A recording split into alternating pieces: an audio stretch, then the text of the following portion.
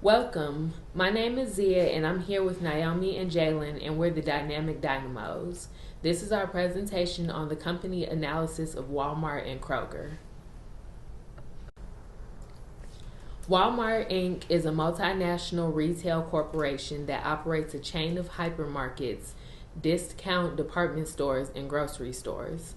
Founded by Sam Walton in 1962, Walmart is headquartered in Bentonville, Arkansas. It is the world's largest company by revenue, according to the Fortune Global 500 list, and also the largest private employer in the world with millions of employees. Walmart operates approximately 10,500 stores and clubs under 46 banners in 24 countries and e-commerce websites. The company focuses on offering low prices across a wide range of products, which include groceries, apparel, electronics, and household goods, among others. Walmart is known for its everyday low prices strategy and its vast distribution capabilities, which include a sophisticated logistics system. This system allows it to keep costs low and manages inventory effectively across its global network. The company has also been focusing on increasing its digital and e-commerce presence, competing with major online retailers by leveraging its extensive physical infrastructure to offer services like online ordering with curbside pickup and home delivery. In addition to its retail operations, Walmart has made significant investments in sustainability initiatives, including efforts to reduce greenhouse gas emissions, promote renewable energy, and improve the environmental sustainability of its products. The Kroger Company is one of the largest grocery retailers in the United States, founded by Bernard Kroger in 1883 in Cincinnati, Ohio. As a leader in the supermarket industry, Kroger operates a variety of grocery stores, multi-department stores, marketplace stores, and price impact warehouse stores across the U.S. Kroger's store formats include supermarkets, seamless digital shopping options, and price impact warehouse stores under several banner names like Kroger, Ralph's, Dillon's, Smith's, King, Supers, Fry's, QFC, and City Market, among others. The company also operates fuel centers, pharmacies, and jewelry stores. Kroger is known for its emphasis on food manufacturing. It operates numerous manufacturing facilities that produce everything from dairy products to bakery goods, contributing to its private label offerings. This vertical integration helps Kroger control costs and offer competitive pricing. The company is also involved in significant e-commerce activities, providing online ordering with curbside pickup and delivery services. Additionally, Kroger is active in sustainability and community engagement, focusing on zero hunger, zero waste initiatives, and other social impact programs. Financially, Kroger is noted for its substantial revenue generation, making it a significant player in the American retail landscape, continually adapting to customer trends and the evolving retail environment.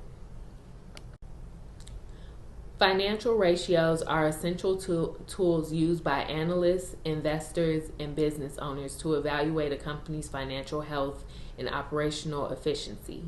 These ratios are derived from financial statements and can be categorized into liquidity, solvency, profitability, and efficiency ratios. Each type provides insights into different aspects of a business, such as its ability to meet short-term obligation, manage debt, generate profits, and efficiently utilize resources. Understanding these ratios helps stakeholders make informed decisions regarding investments and management strategies.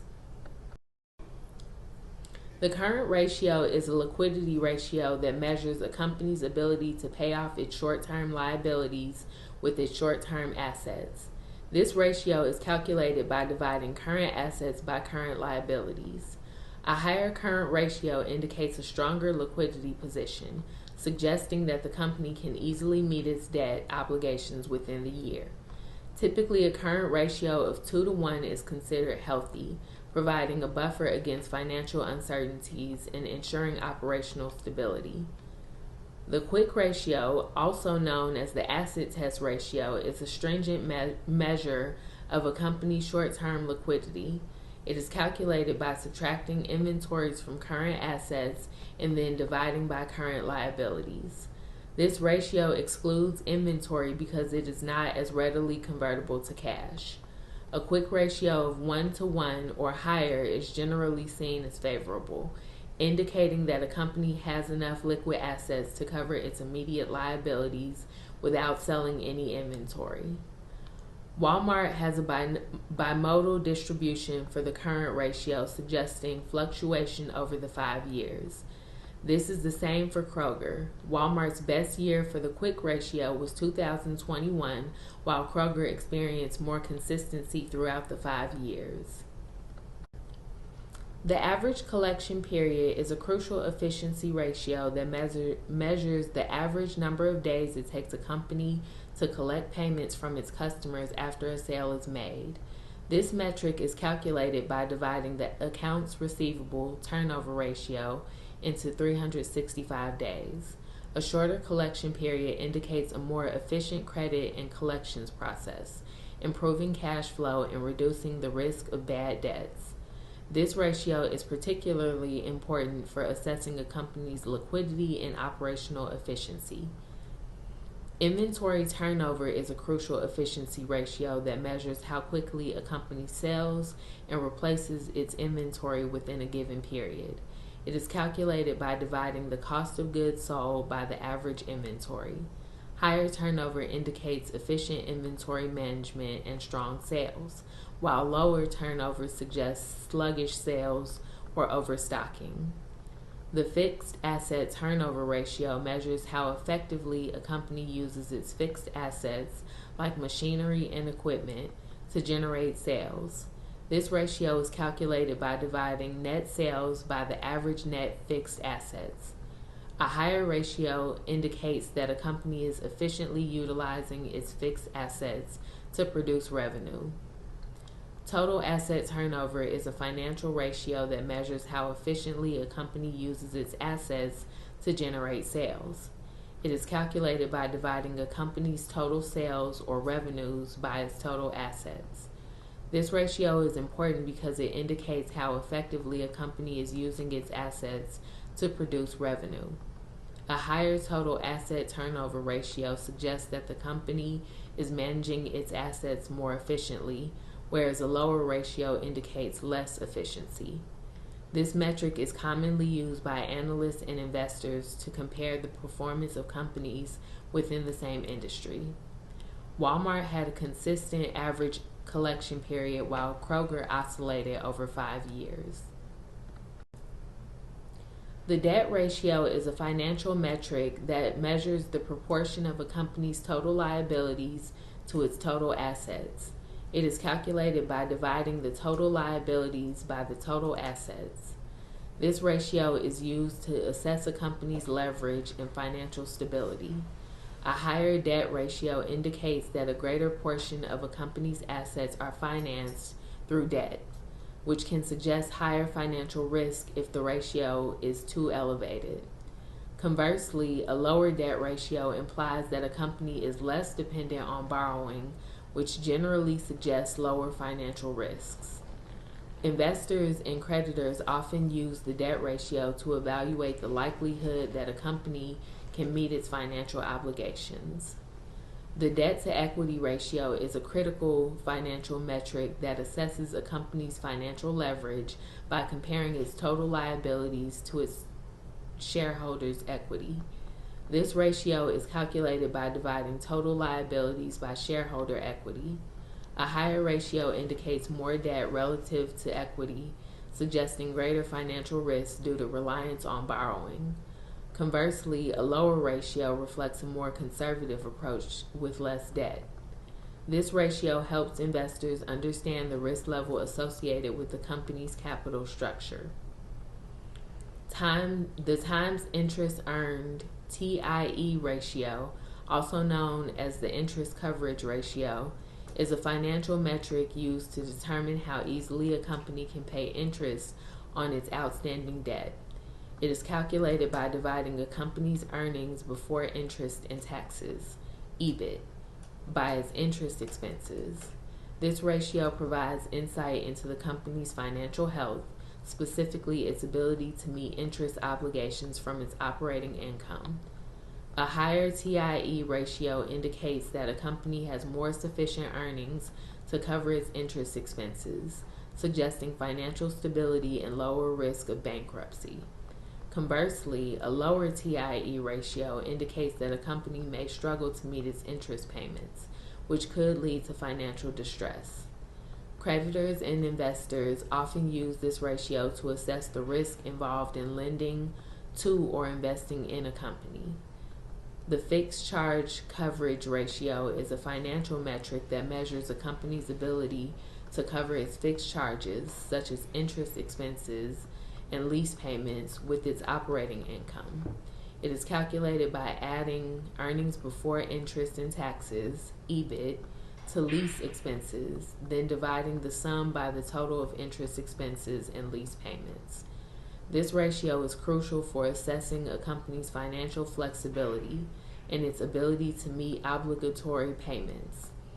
A higher fixed charge coverage ratio indicates that a company has sufficient earnings to cover its fixed charges comfortably, reflecting stronger financial health. Conversely, a lower ratio suggests that a company might struggle to meet these fixed costs, indicating potential financial distress. This ratio is particularly important for companies with significant lease obligations or debt, as it provides a more comprehensive view of their financial commitments than the interest coverage ratio alone. Both Walmart and Kroger had almost uniform debt ratios. Gross profit margin and net profit margin are key profitability ratios that help assess a company's financial health. The gross profit margin measures the percentage of revenue remaining after subtracting the cost of goods sold, reflecting the efficiency of production processes. In contrast, the net profit margin considers all expenses, including operating, interest, and taxes, providing insight into the overall profitability from total operations. Higher margins indicate better financial health and efficiency in managing costs and revenue. Return on investment is a financial metric used to evaluate the efficiency in investment or to compare the efficiencies of several different investments. It measures the amount of return on an investment relative to the investment's cost. To calculate ROI, the benefit or return of an investment is divided by the cost of the investment. The result is expressed as a percentage or a ratio. ROI is a versatile and simple metric that can be used for all types of investments, including stocks, real estate, and business ventures. A higher ROI indicates that the investment gains compare favorably to the investment costs. However, it should be noted that ROI does not account for the time value of money and can be sensitive to the method of calculating gains and costs. Despite these limitations, ROI remains a fundamental indicator of profitability and is widely used to make financial decisions. Return on stockholders' equity, ROE, is a financial ratio that measures the profitability of a company in relation to the equity held by its shareholders. It's calculated by dividing the net income earned by the company during a specific period by the average shareholders' equity during that period. The result is expressed as a percentage. ROE is a key indicator of how efficiently a company uses the money invested by its shareholders to generate earnings. A higher ROE indicates that the company is more effective at converting the investments it receives into profits, which can be attractive to investors seeking efficient returns on their investments. Conversely, a lower ROE might indicate potential issues in profitability or capital management. ROE is particularly important for comparing the performance of companies within the same industry where capital structures are similar.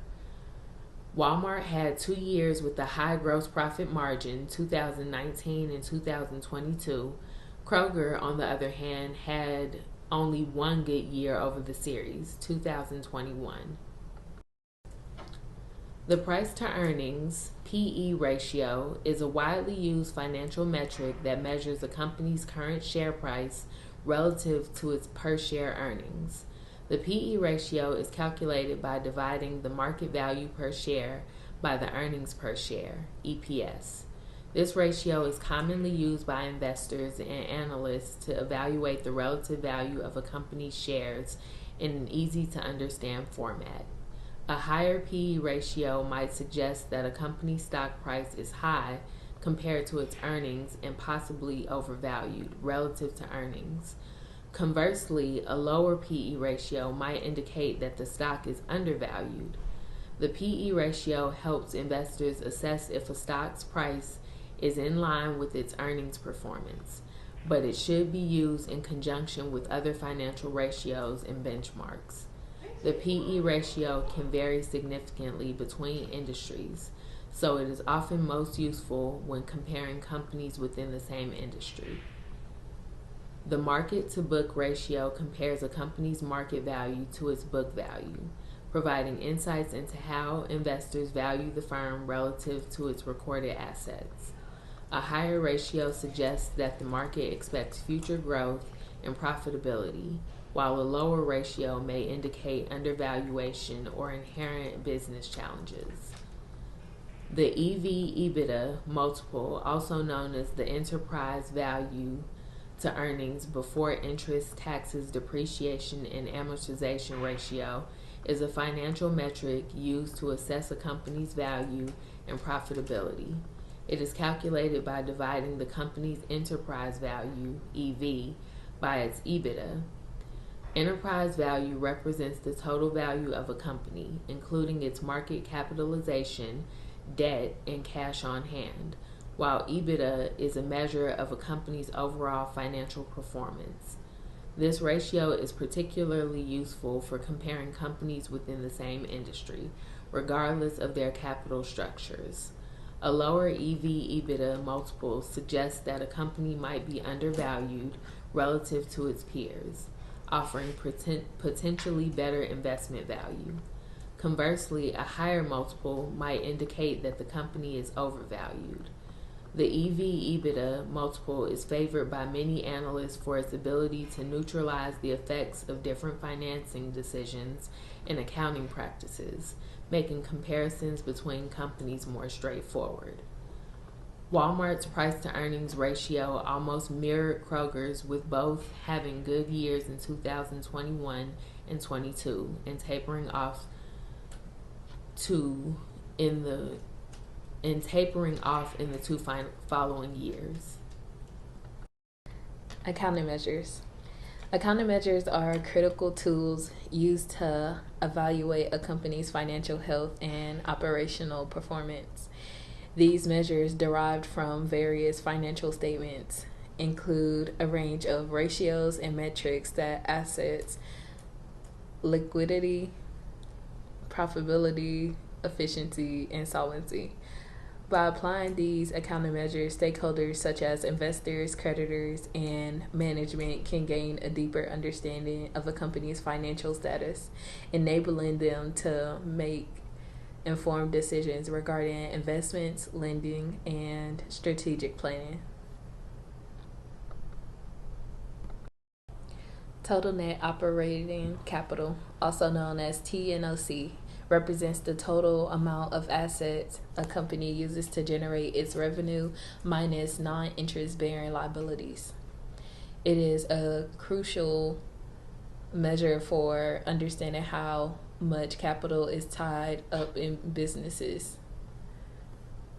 TNOC includes components such as cash, assets, accounts receivable, inventory, property, and equipment, less any liabilities that do not incur interest, like accounts payable and accrued expenses.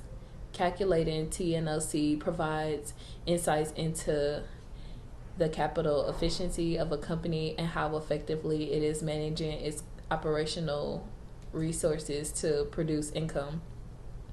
This metric is particularly important for evaluating the companies with intensive capital investments, as it highlights the effectiveness of capital deployment in generating operational outputs.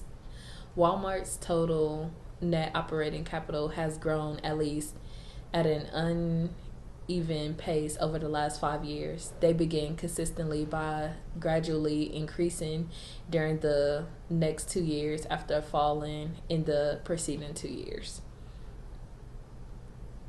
And Kroger's total net operating capital has been increasing over the last 5 years, although it has slightly been uncorrelated in the years of 2022 through 2024, increasing and then falling before increasing again.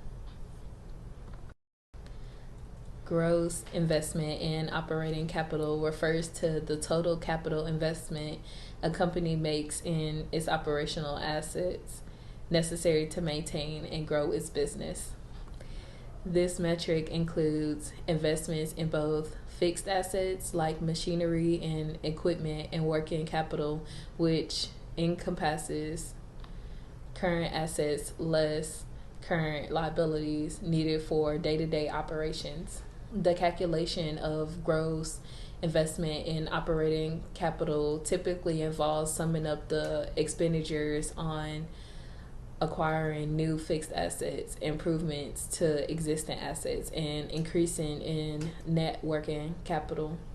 This total reflects how much capital a company is putting into its operational infrastructure and working capital to sustain and expand its operations.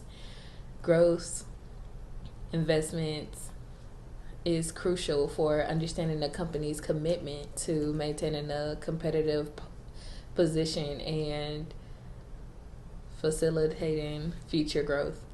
As shown above, Walmart's gross investment in operation capital has fluctuated. It initially appeared to be on the rise before experiencing a large decline, followed by an upswing and then another significant decrease, while Kroger's GIOC has been slightly more stable than Walmart's, but it has also experienced some fluctuation in the last 2 years. Free cash flow, also known as FCF, is a financial performance metric that represents the amount of cash a company generates after accounting for the cash outflows needed to support operations and maintaining its capital assets. It's calculated by subtracting capital expenditures from operating cash flow. Free cash flow is a crucial indicator of a company's financial health and flexibility. It shows how much cash is available for the company to use for additional investments, paying down debt, returning money to shareholders through dividends or stock buybackers, or saving for future use.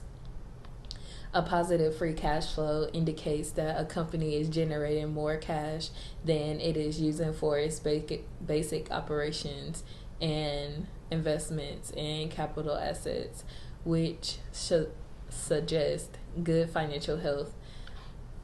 Conversely, a negative free cash flow might indicate challenges in operating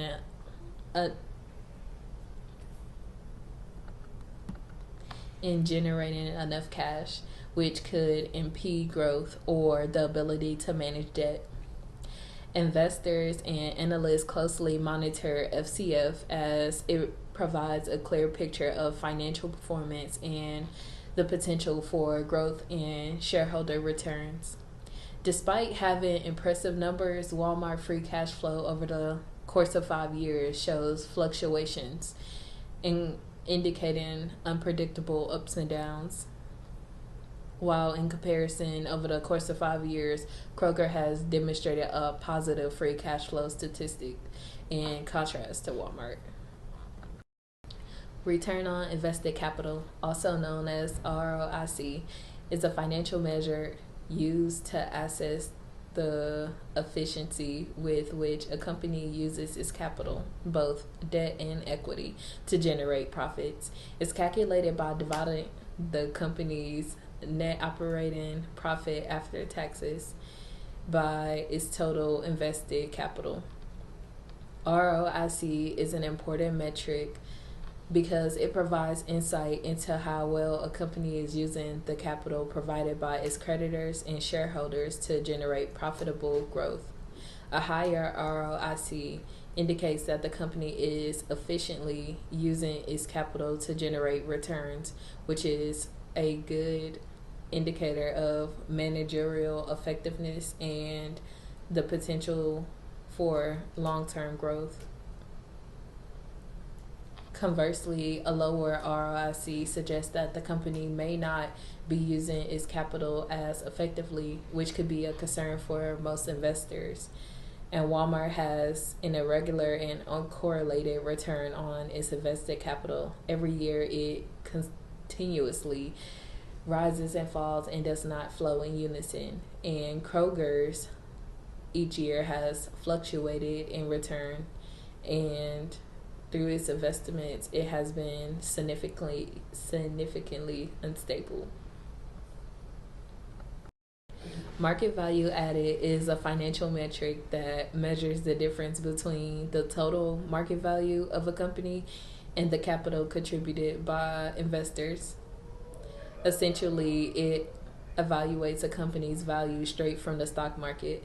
The total market value of a company typically includes the market value of the company's equity plus the market value of its debt.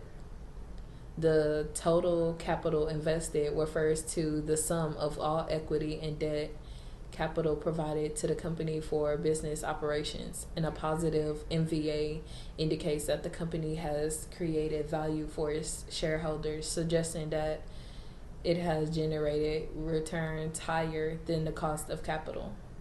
On the opposite side, a negative MVA suggests that the company has destroyed value, indicating that its returns are less than the cost of capital. Investors and analysts often use MVA to evaluate a company's performance in the terms of value created. It's particularly useful for comparing the effectiveness of management teams in generating shareholders over time. Walmart's market value added showed a positive correlation over the course of the first 4 years between 2019 through 2023. However, the company faced a rough patch in 2023, which resulted in a significant decline before beginning to recover in 2024. During the first 3 years, from 2019 to 2021, Kroger's market value added decreased, and in 2022, it marginally increased. Despite the downturn, Kroger saw a dramatic upturn in 2024, outpacing Walmart with $144.8 million in profits. The economic value added is an accounting measure based on the residual wealth of a company's financial performance comparable to the market value added. The EVA is a financial performance metric that calculates the value of a company generated from its operations after covering its cost of capital. It's computed by multiplying the weighted average cost of capital by the entire amount of capital invested, then deducting the net operating profit after taxes.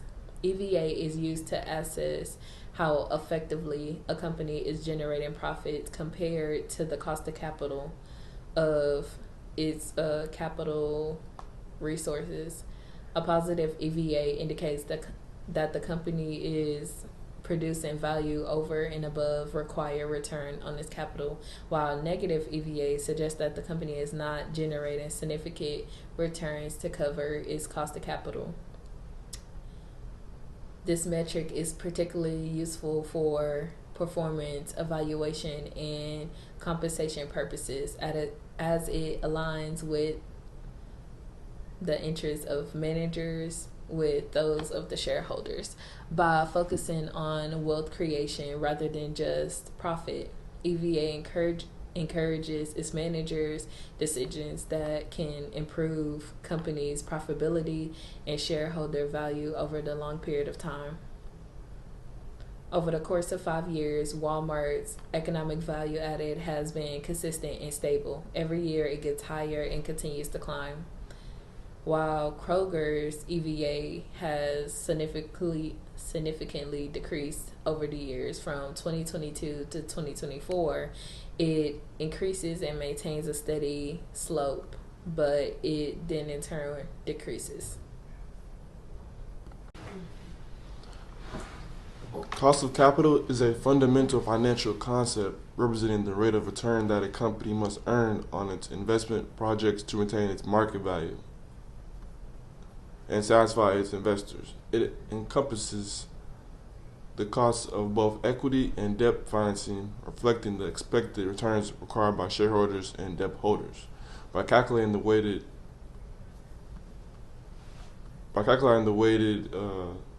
average cost of capital, businesses can determine the appropriate discount rate for evaluating investment opportunities and strategic decisions, ensuring that these initiatives exceed their cost of capital.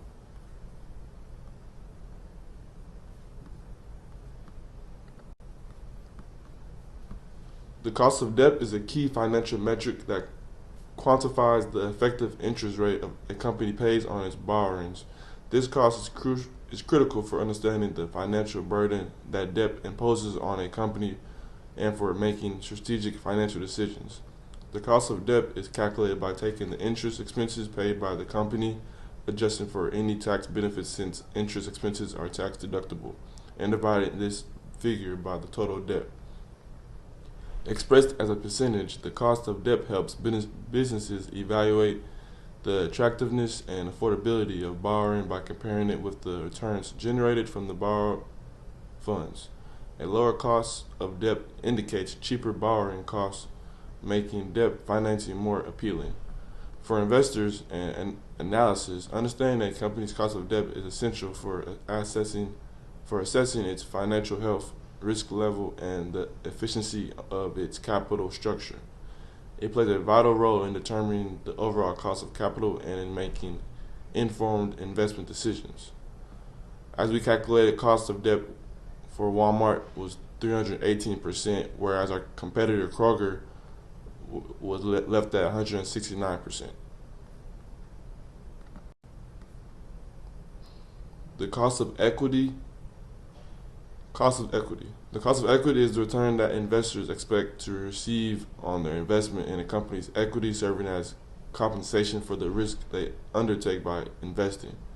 This key financial metric is essential for valuing equity and making informed investment and financing decisions. The cost of equity is typically higher than the cost of debt, reflecting the greater risk associated with equity investments, which are subordinate to debt in the event of liquidation. Several models can be used to calculate the cost of equity, with the capital asset pricing model being the most common. Capital asset pricing model links the expected return on equity to the risk-free rate of return, plus a risk premium that depends on the volatility of the company's stock compared to the overall market. The result informs decisions on whether to pursue specific projects based on whether they can generate returns that exceed the cost of equity, thereby adding value to the shareholders. Walmart's cost of equity was 10.4%, whereas our competitor Kroger was 3.1%.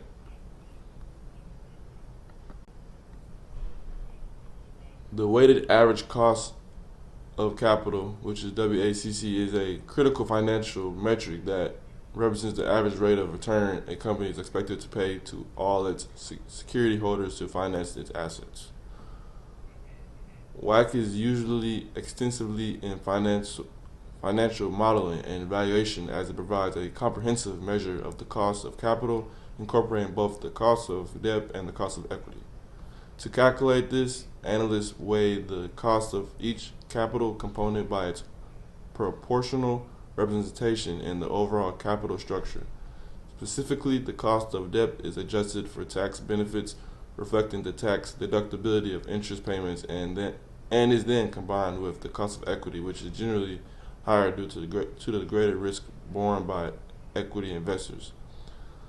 The result of this is used as a discount rate for calculating the net present value of future cash flows and for assessing investment opportunities. A lower WACC indicates that a company can generate greater value for its shareholders at reduced capital costs. As calculated, the weighted average cost of capital for Walmart was 7.74%, whereas our competitor Kroger, once again, was left at 6.45%.